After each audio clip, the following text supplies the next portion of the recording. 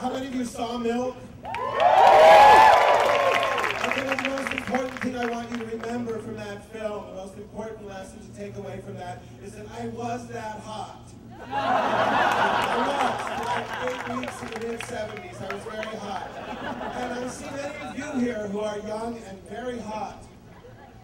Thank you.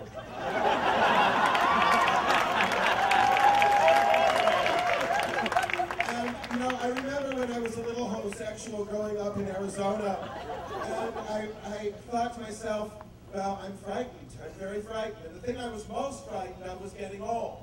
And then when I was 17 and I hitchhiked up to San Francisco, and yes, I met Harvey Milk, and I remember looking at the old queens with their pot bellies and their dyed hair and their jowls and their wrinkles and thinking, well, that doesn't look like that much fun. And I want you to know that I'm going to be 55 in October. And these have been the best years of my life. I've never been so happy. So those of you who are young and hot, enjoy it, because it doesn't last long. And soon you're going to look like this. But don't be frightened of getting old. It's just one of those big lies that they've been telling us all along. Now, I know it's raining, and I don't want to keep you here until you're drowned rats, but I need to talk to you seriously about why we're doing this march. Back in November, after the election, the film came out, I started receiving emails, hundreds, thousands of emails from all over the country, and many were from young people saying that they wanted to march on Washington, that their generation hadn't yet had the chance to experience that. And I said, I don't think it's a good idea. It's so expensive, it's so complicated, and I remember the previous marches, I went to all of them, and, you know, honestly, organizing something like this is a freaking nightmare. But I just kept saying, no, we don't need that, we need to focus on the local work.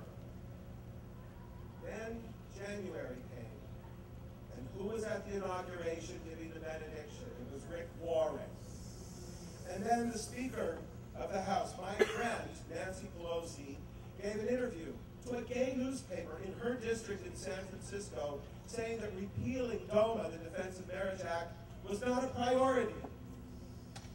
And I began to feel real fear and real grief, because I believed so much in our President Obama. I campaigned for him. I went to Nevada.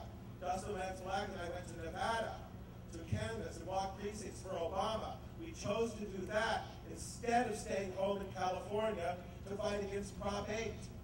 And we came back from Nevada and we began to celebrate the election of our new president, and then the word came in on Prop 8. But really, what's very important now is to not look back to 1978. Look back to 1963, when Dr. Martin Luther King and the great heroes of the Civil Rights Movement understood that the southern states, and probably many others, would never willingly extend equal protection under the law to African American citizens. And so the struggle continued in Selma, in Birmingham, in Montgomery, but they set their sights on Washington. And they went to President Kennedy, and they went to President Johnson after Kennedy was assassinated, and they succeeded in passing the Civil Rights Act of 1964, guaranteeing equal protection under the law to African Americans across all these state borders. Now, we know the struggle against racism is nowhere near over, but the law of the land is clear. That has been the basis for so many victories that have been achieved by people of color in this country. That is what we need today.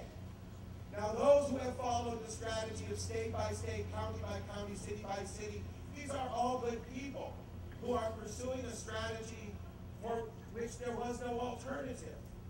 You know, back in the 70s when all of this started, there were only a few places, San Francisco, Madison, Ann Arbor, a few places where we could get fractions of equality, little tiny bits of protection. That is the past.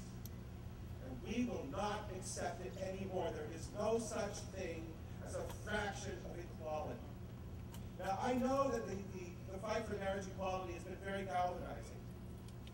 And when I took this on with the march, many people said, well, how can you justify spending money on a march on Washington, when we're fighting in California and Maine, and now the right-wingers are trying to overturn what happened in Iowa. We've got another fight brewing in Washington. In California right now, the big debate is, do we go back on the ballot in 2010 or 2012?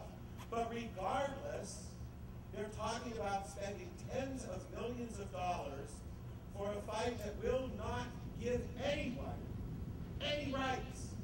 Because in California, same-sex couples already enjoy all of the rights that the state government is capable of giving them. Now let's just assume that your senators, your state senators, find the key to the office and figure out what party they belong to, and get their act together after Adam kicks their asses, and maybe they do the right thing, and maybe you'll win, finally, marriage equality in New York, but you will still be second-class citizens. Because the most important rights that are granted to heterosexual couples through marriage are those granted by the federal government. You can go to another country and fall in love and bring him or her back to this country. You have tax rights, and also the big ticket item, Social Security benefits. The first lesbians I ever met were named Del Martin and Phyllis Lyon. They were extraordinary women. They made their entire life in this struggle. We lost Del last year. Will Phyllis get her benefits? Of course not. But they've been together longer than my parents have been together. So it's not about sexuality. It's certainly not about religion. It's about economic justice and equal protection under the law, which is guaranteed to all citizens of this